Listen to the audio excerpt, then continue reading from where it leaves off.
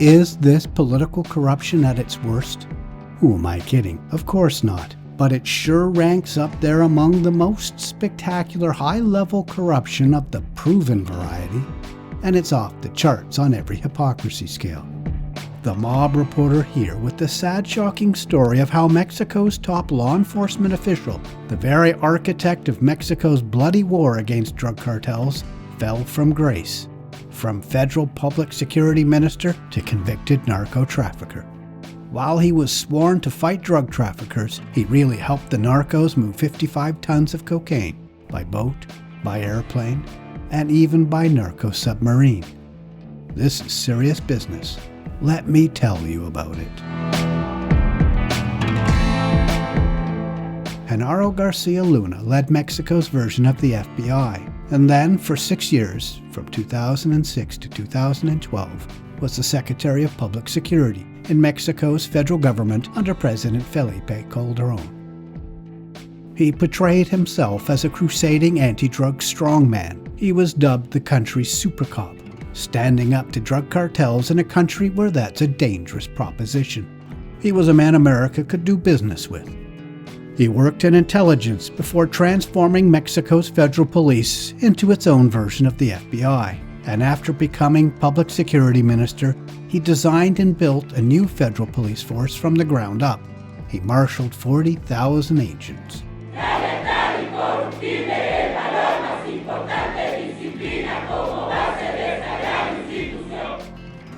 He worked closely with the DEA, the FBI, and the CIA. The truth about García Luna emerged during the New York trial against Mexico's notorious cartel leader, El Chapo Guzman, in 2018. A remarkable witness took the stand at El Chapo's trial, the brother of this guy, Ismael Zambada García, known as El Mayo, a founder of the notorious Sinaloa Cartel, El Chapo's partner, some say El Chapo's boss.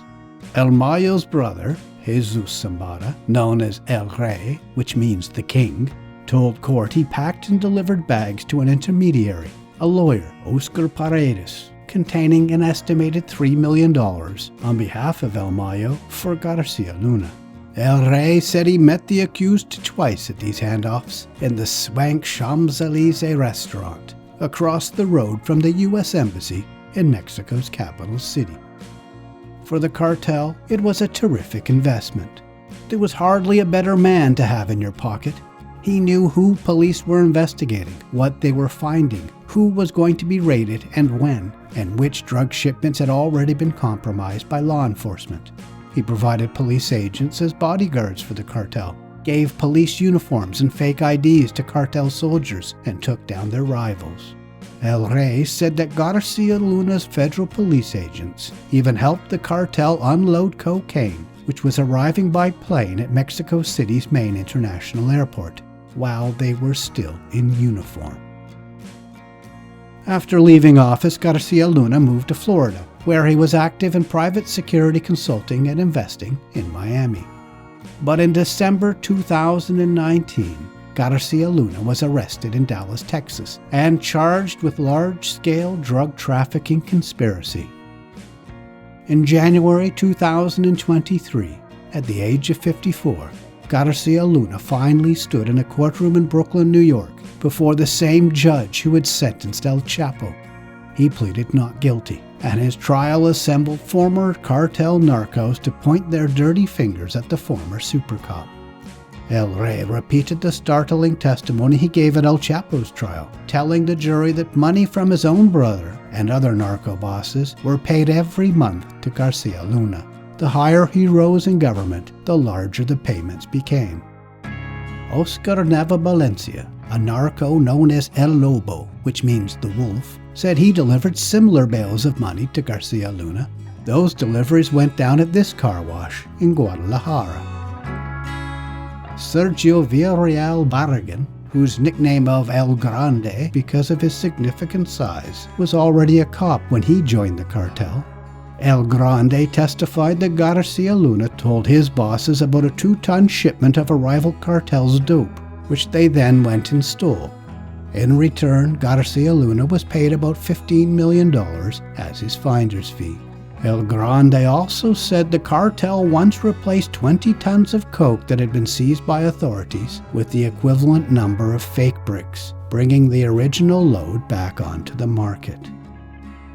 A witness with a different skill set, Israel Avila, was a former cartel accountant.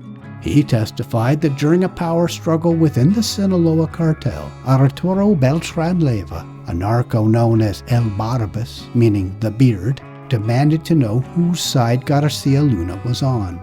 When the beard didn't get an answer, he had García Luna kidnapped from his guarded convoy on a highway, a bold move to be sure. He wanted to ask him the question personally. That story was supported by other former narcos who testified. Harold Mauricio Poveda Ortega is known as El Conejo, meaning the rabbit, because he marked his bricks of cocaine with the Playboy bunny. The rabbit was the beard's main Colombian cocaine supplier. The rabbit said the beard wanted to behead García Luna, but the politician, always a strong negotiator, came to terms with the narco. García Luna was true to his word, to that narco at least, by helping the beard escape in Acapulco, by having him dressed like a federal police officer and whisking him out of a house being raided just as other cops rushed in to arrest him. The beard wasn't available to confirm all this. He later died in an epic firefight with Mexican Marines. The rabbit provided other colorful moments at trial. During his former life, he had a mansion that included a zoo filled with large exotic animals, as one might expect in a rich narco's lair, I suppose. He had lions, a white tiger, panthers, a hippo, chimpanzees, and others. His mansion menagerie was seized by police in 2010. When a video of it was shown in court, it brought back fond memories so strong, the rabbit started to cry. Rabbit said he moved tons and tons of cocaine from his native Colombia north to Mexico by boat up the Pacific coast, including in speedboats and narco subs. That seemed a good place to bring in the narco sub.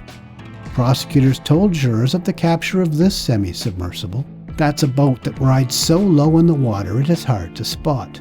This one was intercepted by the U.S. Coast Guard on September 13, 2008, west of Guatemala. Coasties found about 5,000 kilos of cocaine stuffed inside. Another shipment tied to García Luna was this one, a 20-ton load intercepted in 2007. A Coast Guard boarding team discovered it on board a merchant vessel stopped off the coast of Panama. At the time, it was the largest ever drug bust at sea. García Luna's lawyers fought back. They told jurors the narco informants were lying to bring down their former nemesis, a man who crusaded against their cartels. They were selling these lies for plea deals and immigration consideration.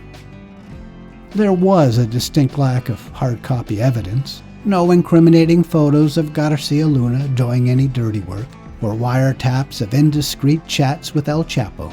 No sting operations catching him red-handed. But the testimony was enough, certainly enough for the jury. On February 21, 2023, García Luna was convicted by a jury in Brooklyn, New York, on all counts. Guilty of engaging in a continuing criminal enterprise, guilty of plotting large-scale international cocaine distribution, and guilty of conspiracy to import cocaine, among other charges. García Luna is scheduled to be sentenced on June 27th. He faces a minimum sentence of 25 years in prison and a maximum of life. Please share this video on social media and tap the thanks button. You'll find it somewhere around this video. Please also like, comment, and subscribe. That all helps me too. Thanks for watching.